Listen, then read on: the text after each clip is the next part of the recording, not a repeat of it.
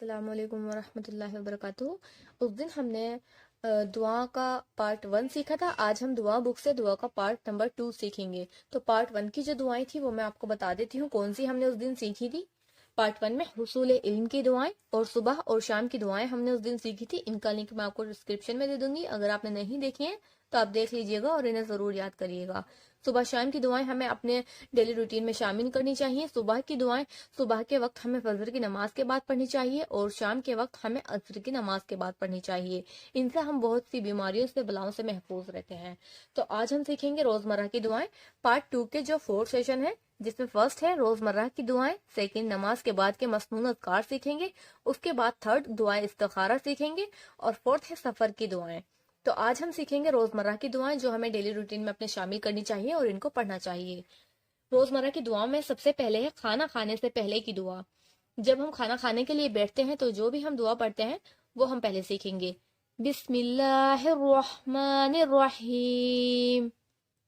Second ہے اگر بھول جائیں تو یہ دعا پڑھیں، یعنی اگر ہم کھانا کھاتے وقت اس دعا کو بھول گئے ہیں تو اگر ہم کھانا کھاتے وقت دعا کو بھول گئے ہیں تو ہم کھانا کھانے کے بیچ میں اس دعا کو پڑھ سکتے ہیں۔ یہ دعا ہمیں کھانا کھانے کے بیچ میں پڑھنی چاہیے اگر ہم پہلی دعا پڑھنا بھول گئے ہیں۔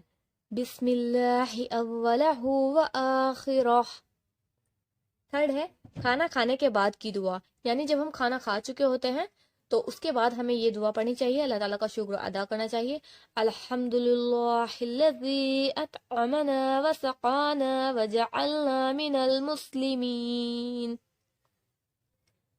اس کے بعد ہے دودھ پینے کے بعد کی دعا۔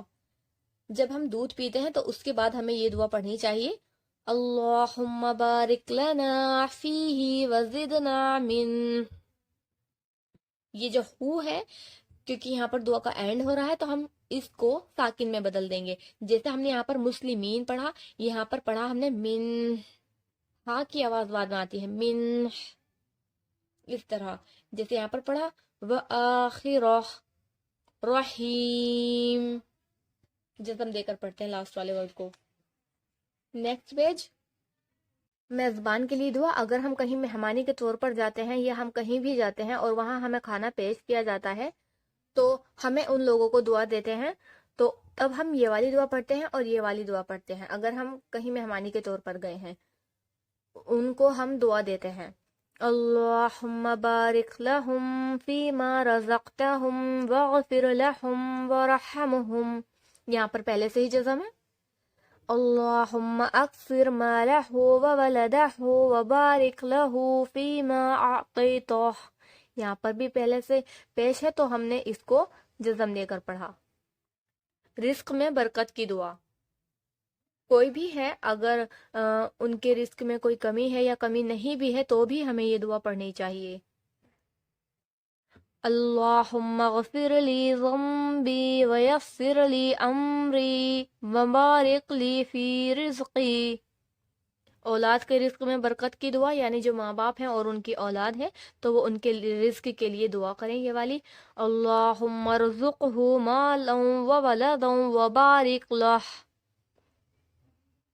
بڑھاپے میں فراخی رزق کی دعا، یعنی اگر انسان کمزور ہے، بڑھاپا آ گیا ہے تو اس کو یہ دعا اپنے لیے پڑھنی چاہیے رزق کے لیے، اللہم اجعل اوسع رزقک علی عند کبر سنی وانقطاع عمری۔